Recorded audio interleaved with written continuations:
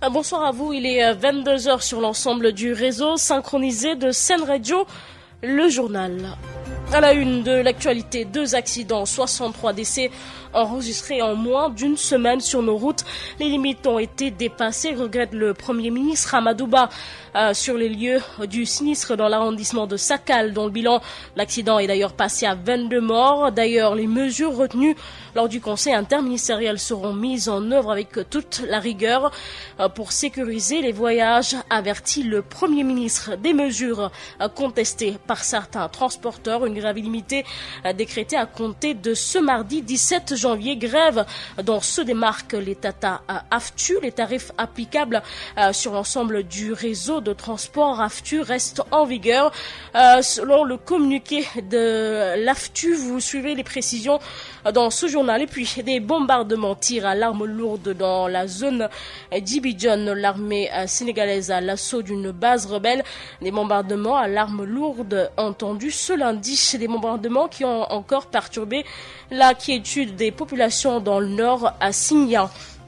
Et puis, lutte contre les inondations. Le ministre en charge prend les devants en visite à Touba. Issakha Diop a fait le tour des différentes zones inondables et structures réalisées dans le cadre de la gestion des eaux pluviales.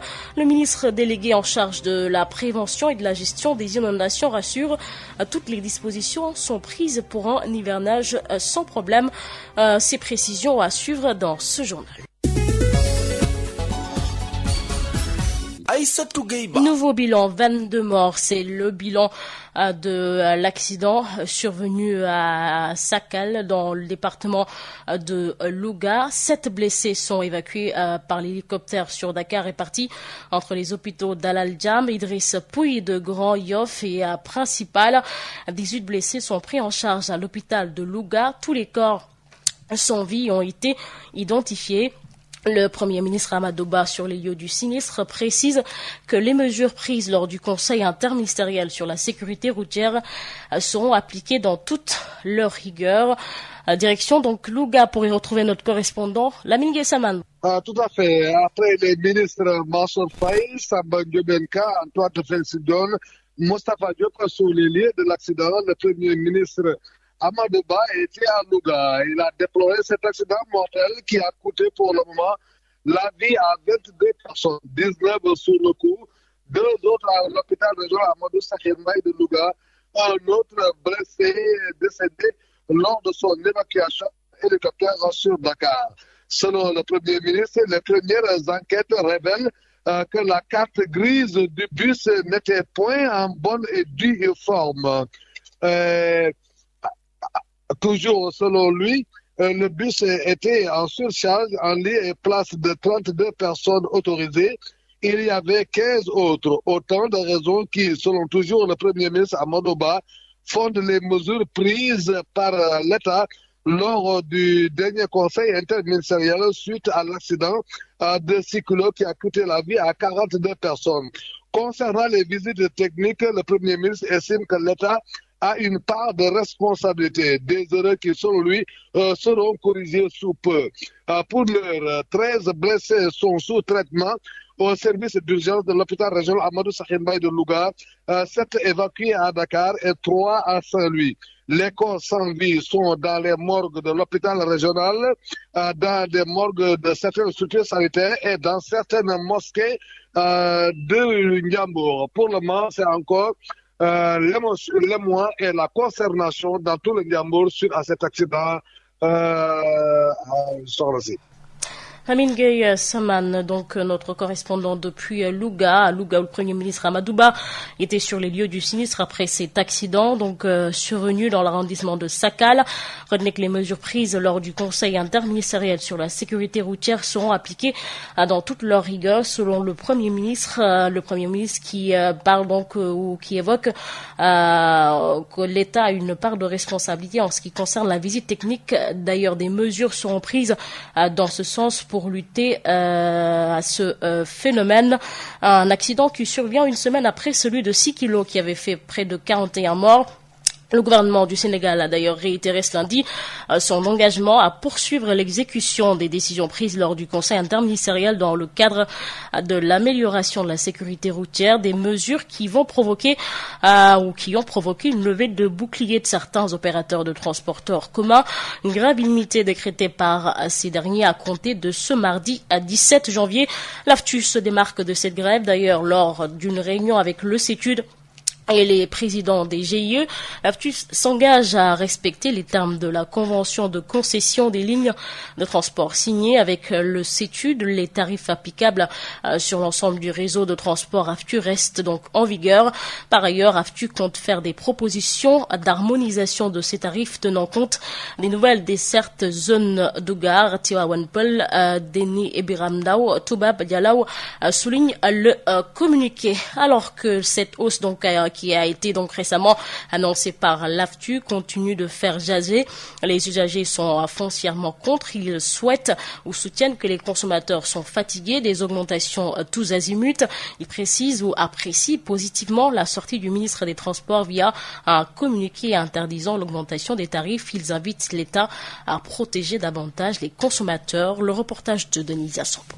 Usagère de la ligne 89, Marie-Hélène Gomis a quitté la ZAC de Mbao pour faire le marché à Rufisque. La hausse annoncée du prix du transport dans les bus Tata, elle est formellement contre. Pareil pour ce septagénaire Ousmane Diop qui vient de descendre de la ligne 60 en provenance de Bargny. Franchement parler, je suis contre l'augmentation des tarifs parce que la vie est dure. Situation ici que direct, parce que le budget de dépasse de l'homme, l'audience de pas de quel augmentation, un point de vue qu'il partage avec Chersek, habitant de Rufisque. Rappelez-vous en fait la période de soudure par rapport au Covid, les prix des transports avaient grimpé. Mais jusqu'ici, on n'a pas eu véritablement en fait de réajustement de leur part. Donc les prix sont restés à l'état. Mais pourquoi aujourd'hui eux aussi, ils veulent juste que l'État a augmenté, eux aussi ils veulent augmenter. Une hausse annoncée qui a aussitôt fait réagir le ministère des Infrastructures, des Transports terrestres et du Désenclavement qui met en garde l'association de financement des transports urbains AFTU avant de rappeler que les tarifs publics routiers de personnes sont fixés par le décret numéro 2009-20 du 22 janvier 2009. Une réaction positivement appréciée par les usagers qui estiment que l'État se doit de protéger les consommateurs. Une augmentation de prix doit véritablement en fait être faite en tout cas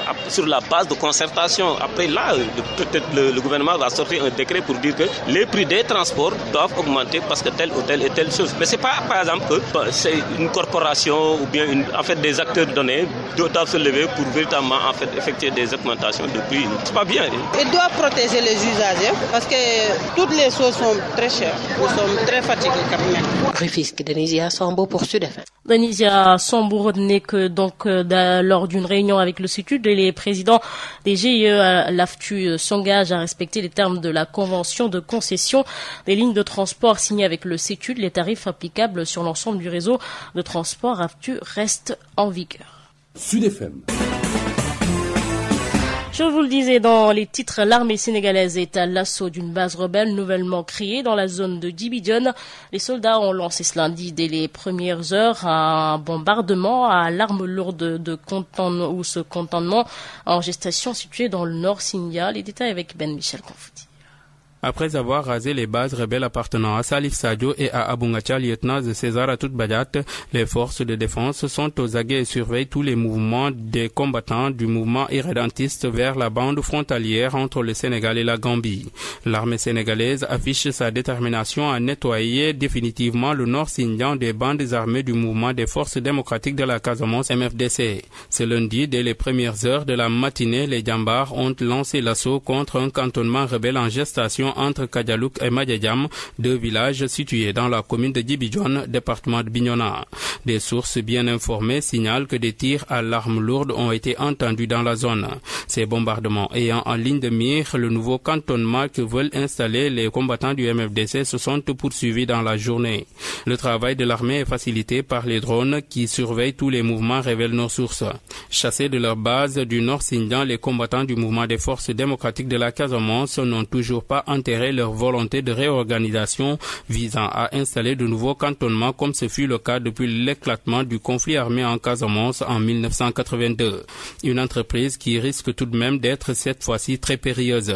En effet, l'armée aidée par les moyens logistiques conséquents et un dispositif de renseignement moderne reste plus que déterminée à ne point laisser une parcelle du territoire national au groupe rebelle hostile à la dynamique de paix. Ce dispositif de surveillance a même permis aux forces de défense d'anéantir l'économie criminelle du chanvre indien entretenu dans la zone par les combattants du MFDC. En décembre dernier, un drone de l'armée avait ouvert le feu sur des jeunes qui allaient nuitamment exploiter des plantations de cannabis, tuant 3 d'entre eux et blessant un qui a été évacué à l'hôpital de Banjul.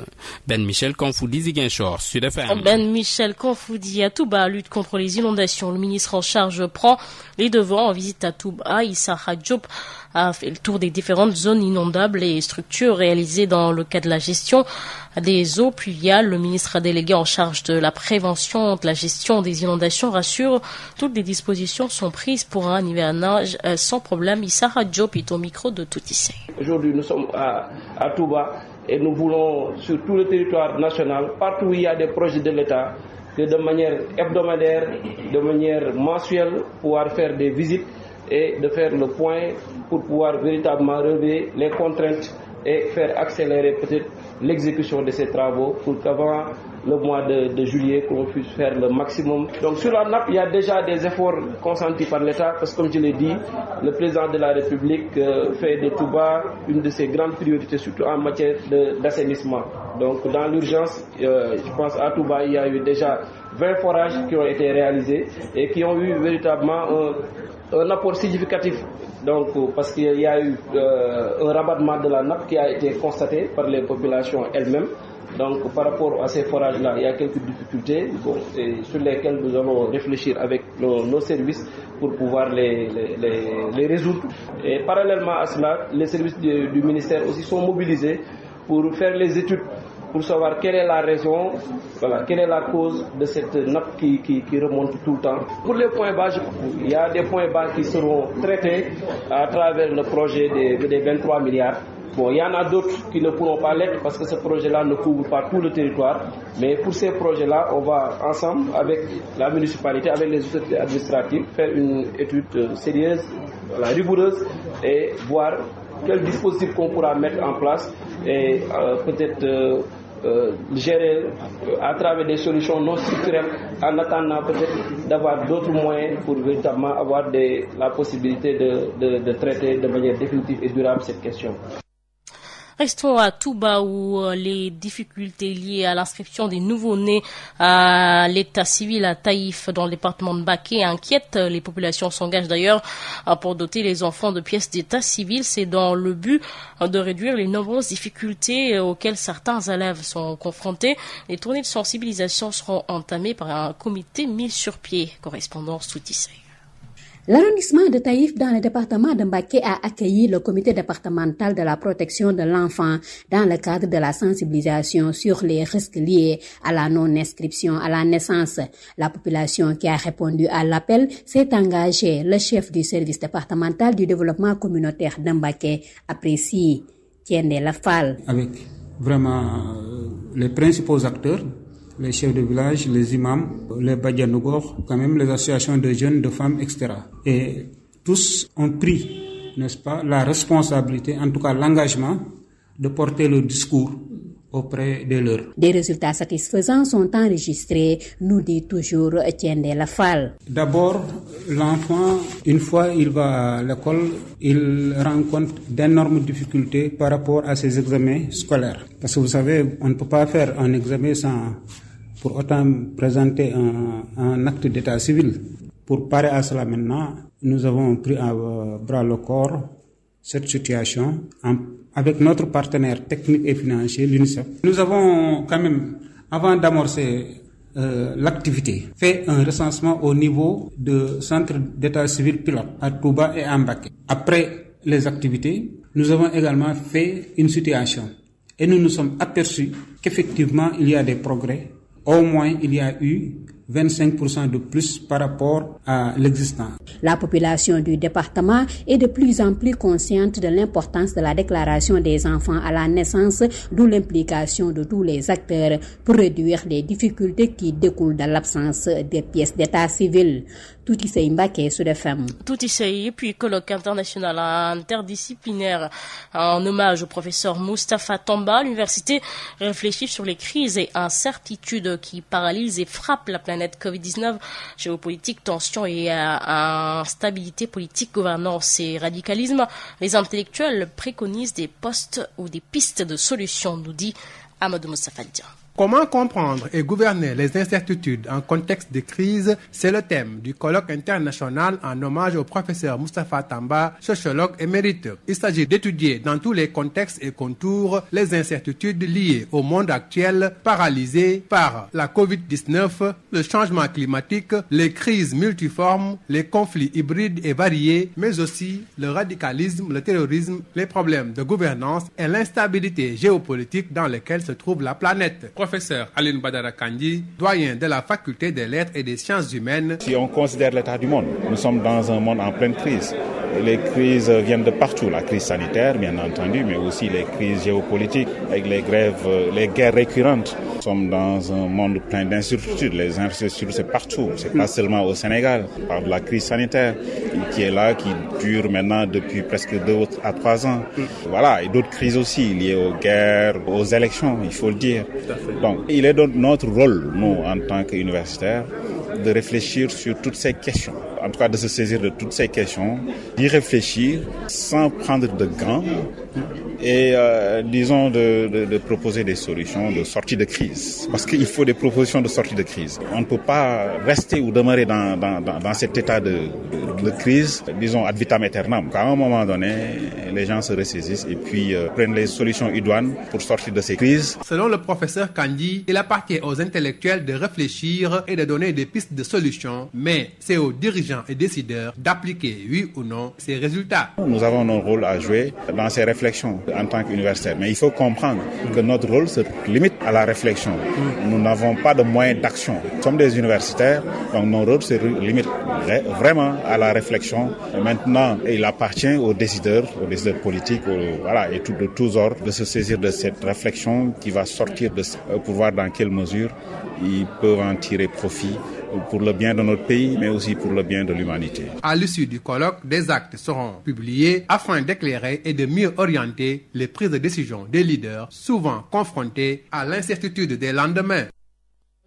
Moustapha Dia, très ému et honoré par la communauté universitaire à travers cet hommage. Professeur Moustapha Tamba se prononce sur le thème général de la conférence et prodige des conseils et orientations aux jeunes chercheurs. Selon lui, il faut être rigoureux et surtout produire de la connaissance à travers la publication d'articles scientifiques. Le professeur Moustapha Tamba est au micro d'âme de Moustapha Dia. De tout le travail de production scientifique que j'ai fait. Donc, je vous remercie tous ceux qui ont fait autorité dans le monde académique, dans le monde universitaire, au Sénégal ici et à l'étranger. Et je pense que c'est la récompense de tout ce travail scientifique, de toute cette production réalisée pendant ces dernières années. Nous sommes dans un contexte de crise, dans un contexte d'incertitude. Nous vivons dans une ville comme Dakar, une ville qui continue à prendre beaucoup qui se développe, mais aussi une société qui a beaucoup de retournements, beaucoup de crises, beaucoup de chômage, beaucoup de violence, beaucoup de criminalité. Donc tout cela, il faudrait aussi que ça soit un thème d'étude, un thème qui est qui soit actuel. Donc c'est pourquoi ils ont intitulé ce thème-là, comprendre et gouverner les incertitudes en contexte de crise. Puisque le devoir d'un intellectuel, d'un scientifique, c'est de produire. C'est de produire, de savoir. Moi, c'était mon rôle. C'est comme si vous étiez un ouvrier de produire, de faire des immeubles, des maisons. Moi, j'ai fait le bon travail, c'est celui de produire le savoir. J'ai produit le savoir, j'ai produit une dizaine de livres et des centaines d'articles scientifiques. Je pense que c'est ça qui a poussé mes autres collègues à m'organiser ce colloque-là. Oui, je disais que devant tout homme se cache une femme. Moi, ma femme a su me supporter. Elle a su me comprendre. Elle a su être très humble, à mon avis. Parce que vous savez, on n'a pas une vie facile, une vie d'intellectuel facile. On passe notre temps à voyager, à aller pendant des semestres, des semaines, des mois à l'étranger. Donc elle a pu supporter tout cela et je le dois en partie grâce à elle. Un colloque organisé dans un contexte où le Sénégal traverse une crise politique sans précédent, s'y ajoute le rapport de la Cour des comptes qui confirme l'impunité au plus sommet de l'État. C'est une analyse faite par professeur Cheikh Oumar Diagne après sa mise en liberté provisoire. Concernant le troisième mandat, le professeur estime que la Constitution a déjà réglé cette question et que le président Macky Sall ne doit plus se représenter pour la prochaine présidentielle prévue en 2024. Cheikh Oumar Diagne appelle les populations à appelle le régime en place avant que l'irréparable ne se reproduise. Il est au micro de Adam John. Le Sénégal traverse les pages les plus sombres de son histoire. Les crises de toutes formes infestent notre cher pays. Le pays subit de plein fouet les chocs à la fois internes et exogènes. S'agissant des chocs internes, le nœud du problème repose sur une crise spirituelle, axiologique, manifeste dans tous les compartiments de la société. Cette crise sans précédent entraîne le pays dans une impasse totale. Nous avons suivi avec attention la publication du rapport de la Cour des comptes qui défait la chronique. Cette pratique pernicieuse consistant à voler les deniers publics exacerbe une mauvaise gouvernance et un manque de patriotisme notoire de la part des responsables du régime en place. Pendant que d'autres citoyens sont poursuivis pour des broutilles, des délinquants financiers haute facture sont promus, protégés et évoluent dans une impunité totale. À cela s'ajoute l'échec manifeste du régime en place, dû à un diagnostic à la fois mauvais et complaisant des véritables problèmes du pays. Ce régime à haute teneur anthropique se targue d'apporter de fausses solutions aux vrais problèmes, qui n'a de mérite que de nous enfoncer davantage dans les abysses de la politique. Il est nécessaire aujourd'hui de trouver des consensus transmandats sur certains points essentiels qui transcendent les intérêts partisans afin de dissiper de futurs malentendus pouvant menacer la stabilité et la cohésion sociale que nous devons tous sauvegarder au prix de nos vies. Parmi ces points essentiels, l'exploitation de nos ressources pétrolières et gazières en cette année 2023 occupe une place importante. Nous prendrons part, Inch'Allah, aux échéances décisives de 2024 pour reconstruire ce pays désarticulé, désorganisé, pillé, spolié, trahi, violé par des politiciens sans vertu ni honneur. Et tous ceux qui ont participé à ce carnage seront traduits devant la justice.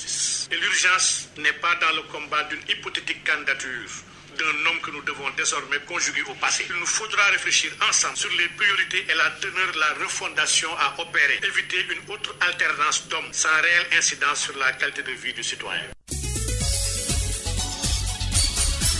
Sud International. Le président Félix Tshisekedi a fait le ménage dans son entourage. Le changement le plus marquant concerne le départ de Fortuna Bisselel, l'influent conseiller privé du président de la République. Félix Tshisekedi a réduit l'effectif de son cabinet, écarté à quelques caciques et confirmé certains piliers du régime jugés loyaux, fiables et efficaces. Parmi les limogés, Fortuna a fait les frais des relations tendues entre le Rwanda et la République démocratique du Congo. Il était quasiment l'homme à tout faire de l'axe Kigali à Kinshasa. Et puis au Burkina, le haut commissaire de l'ONU aux droits de l'homme autrichien a demandé ce lundi dans un communiqué la libération immédiate et inconditionnelle d'une 50aine de femmes enlevées jeudi et vendredi dans le nord du Burkina Faso par des djihadistes présumés.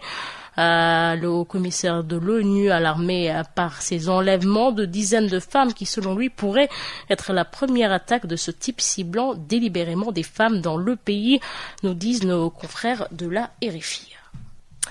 À 22h24, nous accueillons notre invité.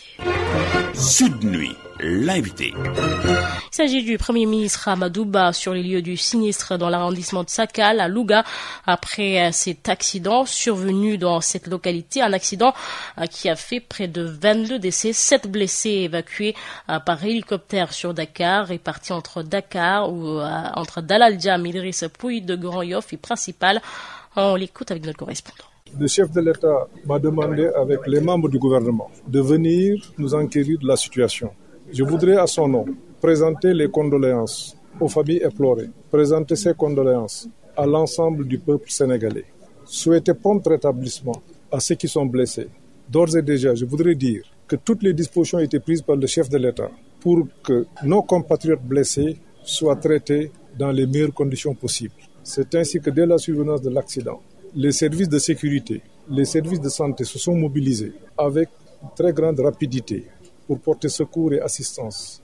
Le chef suprême des armées, qui est le président de la République, a demandé à l'état-major des armées de dépêcher un hélicoptère qui est arrivé à Louga et qui a pu rapatrier 7 personnes, dont l'une est décédée en cours de route. Un avion était prépositionné à Dakar pour pouvoir venir récupérer les autres malades si le besoin se faisait ressentir. C'est un accident où il y a eu 49 victimes, 19 sont décédés sur le coup, 3 ont été transférés vers Saint-Louis, des blessés ont été transférés vers Saint-Louis. Les autres sont pris en charge ici, à Louga. L'hélicoptère a pu récupérer les malades qui, après un diagnostic, les médecins ont estimé que leur transfert à Dakar était nécessaire. Cela nous ramène à la bruyante actualité. Il y a exactement une semaine, nous étions à 6 kilos, où un accident avait provoqué près de 40 morts, 39 sur le coup et 3 autres d'ailleurs plus tard. Aujourd'hui, on est à 42 morts. Un conseil interministériel avait été organisé. Des mesures prises, des mesures qui sont en cours d'application et l'État les mettra en œuvre avec toute la rigueur requise. Mais bien sûr, nous continuerons d'échanger et de discuter avec les chauffeurs et transporteurs pour que l'intérêt général soit au-dessus des intérêts particuliers, pour que l'on puisse préserver la vie, la sécurité et l'intégrité physique des voyageurs, qu'ils soient sénégalais ou étrangers. Tout cela montre la pertinence des mesures qui ont été prises. Entre autres, nous avions demandé que les transformations que subissaient les véhicules de transport soient stoppées. On l'a revu aujourd'hui. C'est un car dont la carte grise permettait de prendre 32 personnes. Il y avait 15 personnes, soit 47 personnes, les 2 étant dans le camion. Rien ne l'explique. Personne ne l'explique. Et ça montre un peu la pertinence des mesures qui avaient été prises. Nous avions interdit l'importation des pneus usés. On s'est rendu compte que les pneus constituaient pour l'essentiel la cause de certains accidents. Bien sûr, il y aura un dispositif d'accompagnement. Ce dispositif sera discuté avec les chauffeurs et transporteurs. Le souhait du président de la République, c'est que les charges soient amoindries dans ce secteur. Nous avions aussi parlé du contrôle des visites techniques. Nous avons remarqué aujourd'hui, au vu de l'enquête préliminaire, que ce véhicule a passé 3 fois la visite technique.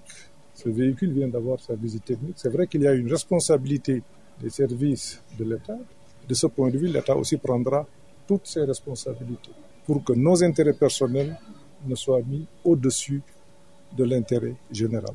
Le président de la République a aussi décidé d'un programme de renouvellement du parc. Le gouvernement est ouvert pour échanger avec les transporteurs sur les conditions de sa mise en œuvre. J'ai parlé des mesures phares, mais en réalité, il y a beaucoup de mesures à mettre en œuvre pour moderniser le transport. L'objectif du gouvernement est de sécuriser les voyageurs. C'est le seul objectif que le gouvernement a.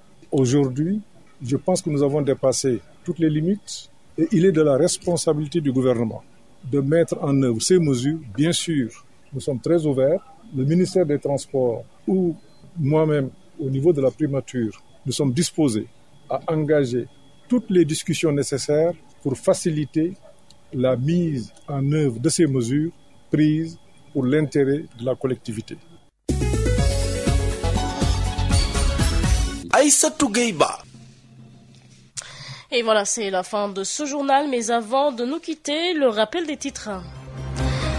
2 accidents, 63 décès enregistrés en moins d'une semaine sur nos routes. Les limites ont été dépassées, regrette le Premier ministre Amadou Ba. Sur les lieux du sinistre dans l'arrondissement de Sakal, dont le bilan de l'accident est passé à 22 morts. D'ailleurs, les mesures retenues lors du conseil interministériel seront mises en œuvre avec toute la rigueur pour sécuriser les voyageurs, avertit le Premier ministre. Mesures contestées par certains transporteurs. Une grève illimitée décrétée à compter de ce mardi à 17 janvier. Grève dont se démarquent les Tata Aftu, mais pas de hausse sur le prix de transport, rassure l'Aftu.